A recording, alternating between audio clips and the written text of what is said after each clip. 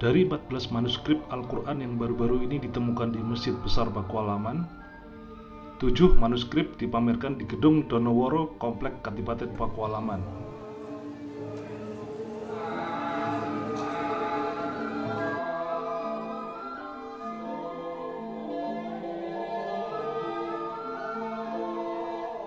Dari 7 manuskrip yang berusia kurang lebih 150 tahun tersebut, salah satu manuskrip merupakan Al-Quran yang sudah disusun dengan terjemahan berupa huruf Arab Pegon atau aksara Arab namun berbahasa Jawa.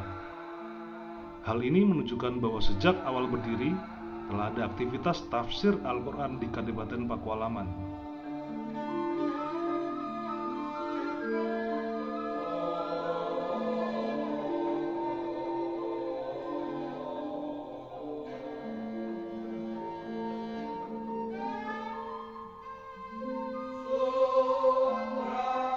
Selain manuskrip Al-Quran dengan terjemahan, dipamerkan pula 6 manuskrip lain, termasuk kitab Tajus Salatin atau Kisah Madu Brojo Makuto yang ditulis dalam huruf Jawa.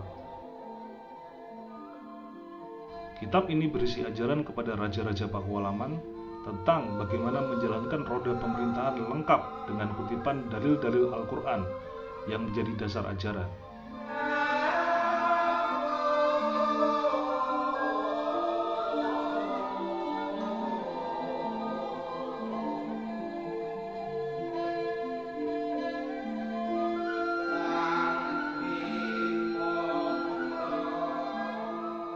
Pakualaman ini banyak dilahirkan intelektual, cendekiawan Indonesia, Ki Hajar, lalu ada Suryo Pranoto dan sebagainya, masih banyak sekali. Nah, sudah saatnya Pakualaman itu memperkenalkan dirinya melalui intelektualitas. Intelektualitas itu dari apa? Ya kita menghasilkan buku, setiap tahun kita perpustakaan akan menghasilkan hasil penelitian dibukukan, dan termasuk harta kekayaannya ini adalah hasil karya intelektualitas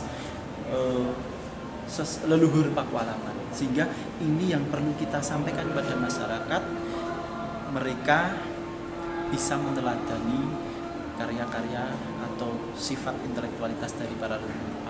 Ya. Kalau di perpustakaan sendiri, Al-Qur'annya yang tersimpan ada 5. Di perpustakaannya sudah dikoleksi perpustakaan itu, peninggalan Al-Qur'annya ada 5. Nah, ditambah lagi dengan yang ada di masjid ini 14, berarti kita punya koleksi 19 Al-Qur'an. Dengan demikian juga bahwasanya Pakualaman itu, kehidupan keagamaan di Pakualaman pada waktu dulu sejak awal berdiri itu sudah kegiatan keagamaan itu juga sangat tinggi juga.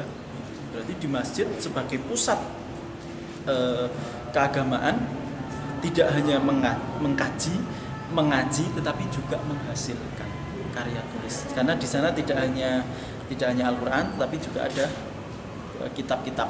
Ya. Tapi kita belum bisa mengetahui kitab itu isinya apa, karena di awal kemarin kita menemukan, sementara yang kita teliti baru segi fisik naskah dulu, ukuran, lalu ini kira-kira dibuat tahun berapa dan sebagainya.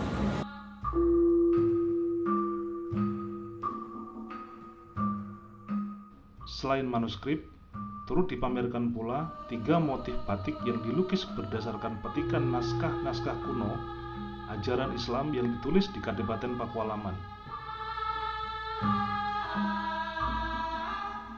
Ini dari naskah juga. Dari naskah juga. Naskahnya bernama Sestro di Sugul, kemudian batiknya namanya Sestro Lukito. Sastro atau sestro? Sestro, karena di Pakualaman ini sestro itu ada artinya. Ses itu rasa yang dalam, tro itu sarana yang nyata. Sarana yang nyata itu apa? Apa yang dilihat, dirasakan, didengar, itu sarana nyata.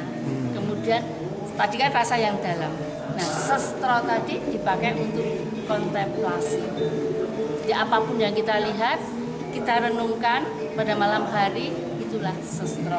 Diperoleh dari mana? Dari bacaan, dari piwulang atau apapun yang kita lihat.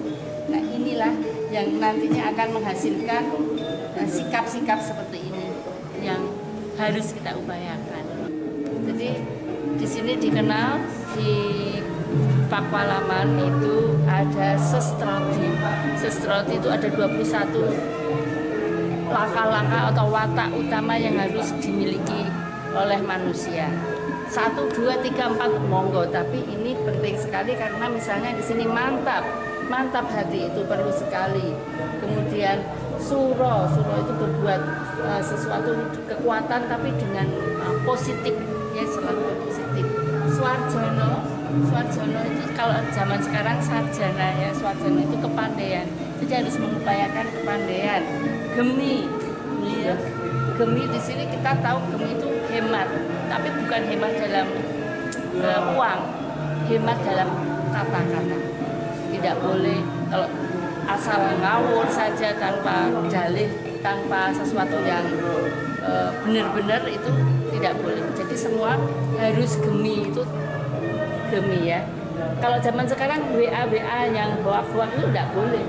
Ini ada di naskah-naskah semua. Seperti yang tadi di Pesani, KSB, Kisah Madu Brojo Maputo itu juga mengandung ruhnya dari sestroti. Ya, kalau ini dipakai enggak, Ibu? Dipakai ya, dipakai untuk siapa yang memakai? Harus atau ada larangan seperti kan kalau di batik juga ada. Ini sudah dipakai untuk baru sekarang, ini beberapa waktu yang lalu masih untuk pameran, tapi sekarang sudah bisa untuk dibeli oleh umum. Walau belum semua manuskrip dipelajari, namun keberadaan manuskrip Al-Quran dan berbagai kitab ajaran agama Islam menambah keyakinan Kadipaten Pakualaman untuk memperkenalkan diri kepada masyarakat melalui karya-karya intelektual leluhur Pakualaman dibandingkan potensi objek wisata.